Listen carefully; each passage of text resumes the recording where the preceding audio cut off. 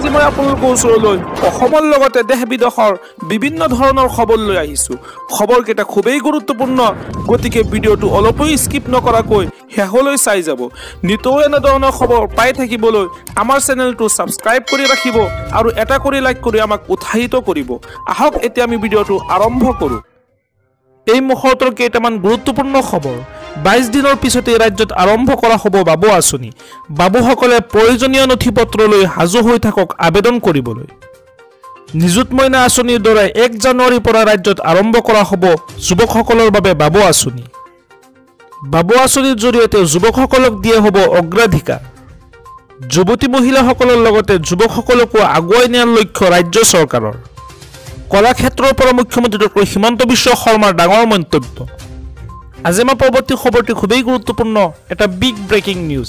চৰকাৰী বিষয়া লাট মণ্ডলৰ বিৰুদ্ধে আৰম্ভ হৈ গ'ল একশ্যন। দুৰ্নীতি কৰিলেই লগে লগে দিয়ক অভিযোগ, মুকলি কৰা হ'ল ফোন নম্বৰ। চৰকাৰী বিষয়া লাট মণ্ডলৰ বিৰুদ্ধে একশ্যন আৰম্ভ কৰা হ'ল। দুৰ্নীতি কৰিলেই লগে লগে দিব পাৰিব অভিযোগ। ইতিমধ্যে চৰকাৰে মুকলি কৰিছে কেইবাটাও ফোন নম্বৰ। এতিয়াৰ পৰা চৰকাৰী বিষয়া লাট মণ্ডলে এটকাও গোচ ল'লেই যাব লাগিব জেলত।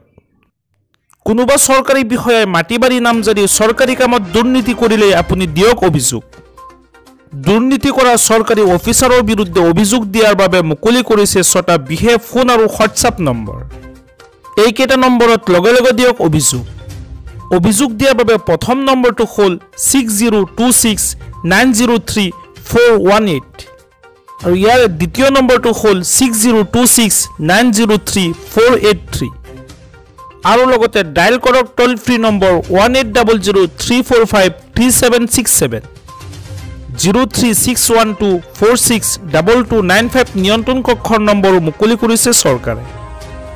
মেইল কৰক complaints.bac@gmail.com। এতিয়াৰে পৰা আপোনাৰ এটা অভিযোগত ঘোষ বিচৰা চৰকাৰী কৰ্মচাৰী পৰিব বিপদত। আজি আমাৰ পৰৱৰ্তী খবৰটি খুবেই গুৰুত্বপূৰ্ণ, এটা বিগ ব্ৰেকিং নিউজ। 9 ডিচেম্বৰত লাখ লাখ লোকৰ একাউণ্টত সোমাব চৰকাৰী ঘৰৰ ধন। মুখ্যমন্ত্ৰীয়ে প্ৰদান কৰিব প্ৰধানমন্ত্ৰী আৱাস যোজনাৰ টকা। 3,70,000 নতুন বেনিফিচিয়াৰীয়ে পাব PMAYৰ ঘৰ। হয় দৰ্শকসকল, 9 ডিচেম্বৰত লাখ লাখ লোকৰ একাউণ্টত সোমাব চৰকাৰী ঘৰৰ টকা।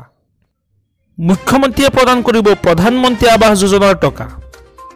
পুনৰ নতুনকৈ 37,415টা প্ৰধানমন্ত্ৰী আৱাস যোজনাৰ অধীনত গ্ৰামীণ ঘৰৰ আবণ্টন কৰা হৈছে।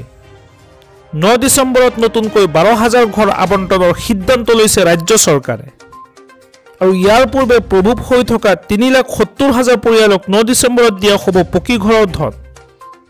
বুকুৰ পৰা মুখ্যমন্ত্ৰী আৰু মন্ত্ৰী ৰঞ্জিত দাসে প্ৰথম কিস্তিৰ ধন অনলাইনৰ যোগেদি দিব প্ৰতিগৰাকী হিতাধিকাৰীৰ একাউণ্টত। আজিকালি ল'ৰাবিলাকেও কয় যে মামা নিযুত বাবু আঁচনিও আমাক লাগে, গতিকে 1 জানুৱাৰীৰ পৰা আমি ছাত্ৰসকলৰ বাবেও আৰু এটা ভাল আঁচনি আনিম যাতে তেওঁলোকেও পঢ়াত অনুপ্ৰেৰণা পাব পাৰে।